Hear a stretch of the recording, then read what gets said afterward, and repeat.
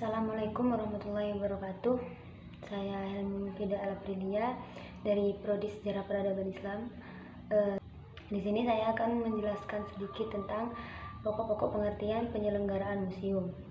Dalam buku yang saya terima ada dua yang dijelaskan, yaitu antara penyelenggaraan dan pengelolaan. Kenapa di antara keduanya itu dipisah? Agar keduanya terlihat jelas dan bisa saling memahami antara penyelenggaraan dan pengelolaan. Yang pertama yaitu pengertian penyelenggaraan museum. Penyelenggaraan museum ini dikepalai atau dikelola oleh badan hukum yang sudah menjadi pengurus museum, yang sudah lama ada di museum tersebut. Pertama, menyelenggarakan museum ini harus dari awal, seperti museum swasta yang berbentuk perkumpulan yayasannya, yaitu yang diatur oleh undang-undang. Dalam museum ini, pertama kali dalam menyelenggarakan museum itu tidak langsung menyelenggarakan seenaknya saja, dan pasti ada ketentuan-ketentuan tersendiri dalam menyelenggarakan museum. Dan museum itu harus dari yang terkecil dulu, yaitu dari swasta, nggak langsung ke yang negeri. Jadi harus bertahap dalam menyelenggarakan dan menjadikan sebuah museum. Mengapa? Karena menyelenggarakan atau membuat museum itu biayanya mahal. Jadi nggak segampang orang bisa langsung bikin museum gitu.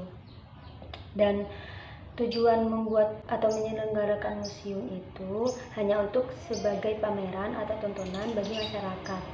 Kadang ada orang salah menggunakan penyelenggaraan museum itu, meminta bantuan atau sumbangan atau subsidi mengatasnamakan museum swasta tersebut.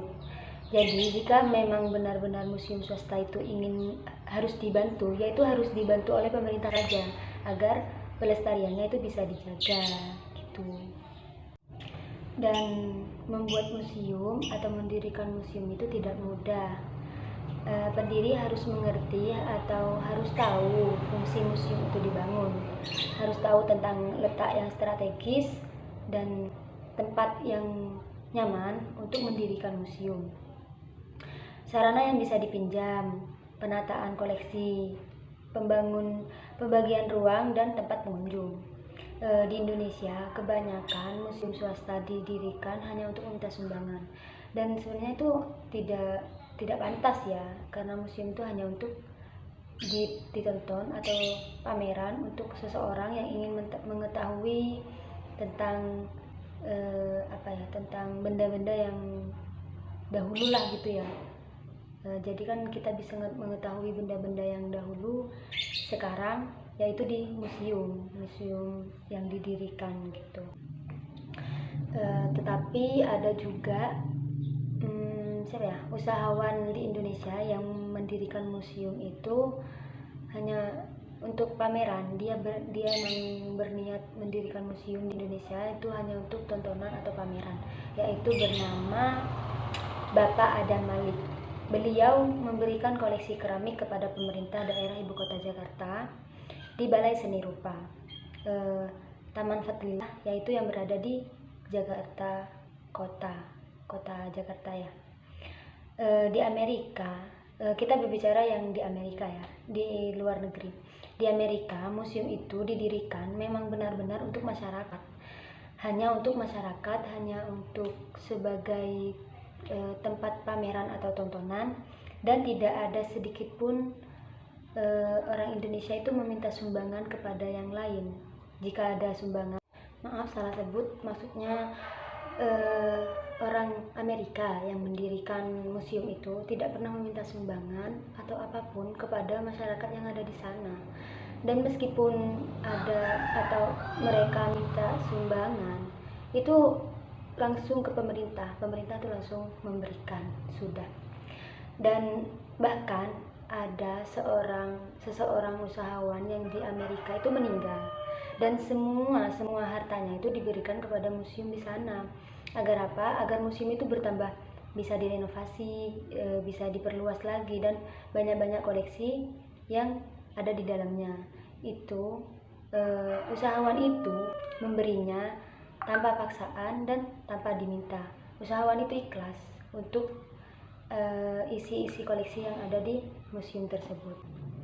Di sini, penyelenggaraan dan pembinaan museum itu dititik beratkan kepada bagaimana cara menyusun kebijakan dalam mengelola museum tersebut, dan menjelaskan apa saja fungsi-fungsinya.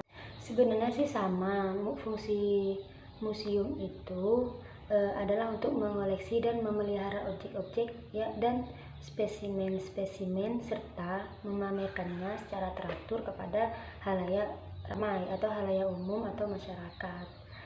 Museum juga memberikan program inovasi dan pameran-pameran yang merupakan sumbangan khas kepada kehidupan suatu budaya komunitas. Museum juga bisa berfungsi sebagai katalis yang memperkenalkan kepada orang-orang tentang ide-ide bidang minat baru serta memberikan semangat bagi mereka untuk mencari ilmu lebih mendalam dan lebih banyak melalui penelitian dan kunjungan terhadap museum tersebut. Mungkin ini yang bisa saya sampaikan. Apabila ada kurang atau salah kata, mohon maaf. Wabillahi taufiq wal hidayah. Wassalamualaikum warahmatullahi wabarakatuh.